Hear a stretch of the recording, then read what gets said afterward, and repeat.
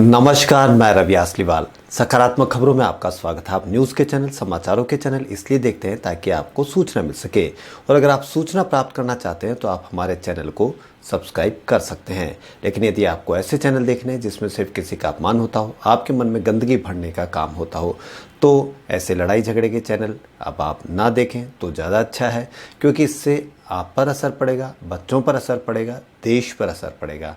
तो इसलिए खबरों के लिए सिर्फ न्यूज़ चैनल देखें और जिनमें खबरें हो वो चैनल देखें। तो बढ़ते हैं खबरों की ओर। हैदराबाद स्थित भारत बायोटेक ने कहा कि वैक्सीन के तीसरे चरण के परीक्षण के लिए कंपनी ने पहले ही 8,000 स्वयंसेवकों की भर्ती की है। भारत बायोटेक ने पिछले हफ्ते ही पहले और दूसरे चरण के परीक्षण के डेटा के आधार पर दवा नियामक से त्वरित स्वीकृति मांगी है। फिक्की के कार्यक्रम में बोलते हुए भारत बायोटेक इंटरनेशनल के अध्यक्ष और प्रबंध निदेशक ने वैक्सीन के तीसरे चरण के नैदानिक परीक्षणों के लिए 8,000 लोगों की भर्ती कर चुके हैं। वहीं प्रधानमंत्री नरेंद्र मोदी ने वर्ष 2020 की बड़ी उठापटक वाला साल बताते हुए कहा कि कोरोना संक्रमण फैलने से हालात जितनी तेजी से बिगड़े थे, अब उतनी ही तेजी से सुधार भी हो रहे हैं। जनवरी फरवरी में देश अज्ञात दुश्मन से लड़ रहा था। हर व्यक्ति की बस यही चिंता थी कि सब कैसे ठीक होगा, लेकिन दिसंबर आते आते स्थिति बदली नजर आ रही है। कोरोना महामारी के कारण पटरी से उतरी अर्थव्यवस्था की चपेट में आए अखबार और अन्य प्रिंट मीडिया उद्योग भी आए हैं। इंडियन न्यूज़पेपर सोसाइटी के मुताबिक बीते 8 महीनों में अखबारों को करीब 12,500 करोड़ रुपए का नुकसान हुआ है और कई अखबार तो बंद भी हुए हैं। आईएनएस ने सरकार से प्रिंट मीडिया पर आए संकट पर मदद का मलहम लगाते हुए राहत पैकेज की मांग की है। वहीं कृषि कानूनों के खिलाफ प्रदर्शन कर रहे किसानों के आंदोलन का आज 18वां दिन है।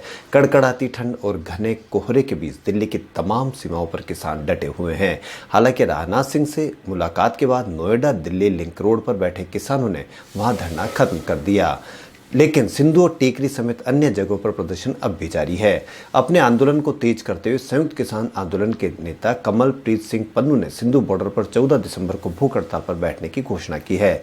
किसानों ने आज दिल्ली जयपुर हाईवे बंद करने की भी चेतावनी दी है। आगरा से नोएडा वाया अलीगढ़ यमुना एक्सप्रेस पर 15 दिसंबर से वाहनों की रफ्तार पर लगाम लग जाएगी।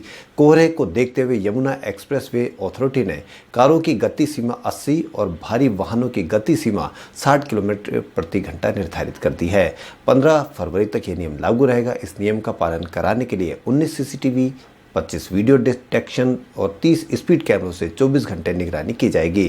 रात 1 बजे से सुबह 5 बजे के बीच इस एक्सप्रेस वे पर वाहन चलाते वाले चालकों को टोल प्लाजा पर निःशुल्क चाय कॉफी दी जाएगी, जिससे उनको नींद ना आए और दुर्घटना की संभावना न रहे। कृषि बिलों को रद्द करने की मांग पर अड़े किसानों ने सरकार के बाद कॉरपोरेट्स के खिलाफ भी लामबंदी तेज कर दी है। सैकड़ों की संख्या में किसानों ने मोबाइल सिम को पोर्ट करवाना शुरू कर दिया है ताकि किसानों के पैसे उनके पास नहीं पहुंच सके। हरियाणा पंजाब के हजारों किसानों ने इसकी शुरुआत कर दी है।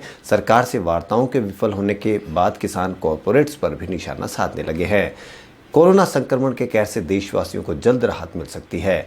ऑक्सफोर्ड यूनिवर्सिटी के साथ मिलकर कोरोना वैक्सीन बना रहे सीरम इंस्टीट्यूट ऑफ इंडिया के मुख्य कार्यकारी अधिकारी अदार पूनावाला का कहना है कि इस माह के अंत तक देश में कोरोना वैक्सीन के आपात इस्तेमाल की अनुमति मिल सकती है। वहीं राजस्थान के चित्तौड़गढ़ जिले में शनिवार को एक जीप और एक ट्रेलर ट्रक के बीच टक्कर हो जाने से कम 7 लोगों की मौत हो गई। चित्तौड़गढ़ के जिलाधिकारी किशोर कुमार शर्मा के मुताबिक हादसे में 9 लोग घायल भी हुए हैं, जिन्हें इलाज के लिए विभिन्न अस्पतालों में भर्ती करवाया गया है। प्रधानमंत्री नरेंद्र मोदी और मुख्यमंत्री अशोक गहलोत ने हादसे को लेकर दुख जताया है। वहीं पिछले 24 घंटों में सुबह 8 बजे से लेकर रविवार सुबह 8 बजे तक कोरोना के 30,254 नए मामले सामने आए हैं। वहीं पिछले 24 घंटों में 33,000 से अधिक मरीज ठीक हुए हैं और रिकवरी रेट बढ़ोतरी के साथ 94.93% पर पहुंच गई है। वहीं डेथ रेट 1.45% बनी हुई है। हिमाचल प्रदेश, उत्तराखंड और कश्मीर घाटी के ऊंचाई वाले स्थानों पर शनिवार को बर्फबारी हुई, जबकि पश्चिम विक्षोभ की वजह से उत्तरी क्षेत्र के मैदानी इलाकों में बारिश हुई। कश्मीरी घाटी में बर्फबारी के कारण जम्मू कश्मीर राष्ट्रीय राजमार्ग समेत अन्य सड़कों को बंद करना पड़ा है। अरब सागर में बनी चक्रवाती स्थिति के कारण मध्य प्रदेश के कुछ हिस्सों में बारिश हुई। राज्य के पश्चिम भागों में हालांकि बृहस्पतिवार दोपहर से हल्की बारिश हो रही है, जबकि पूर्वी भागों में भी बूंदाबांदी हो रही है।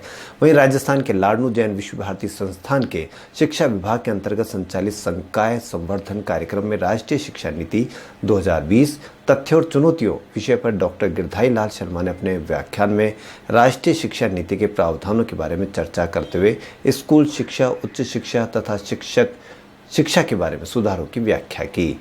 खबरों में फिलहाल इतना ही। यदि आपको हमारा चैनल पसंद आए तो लाइक, सब्सक्राइब और शेयर अवश्य करें। धन्यवाद।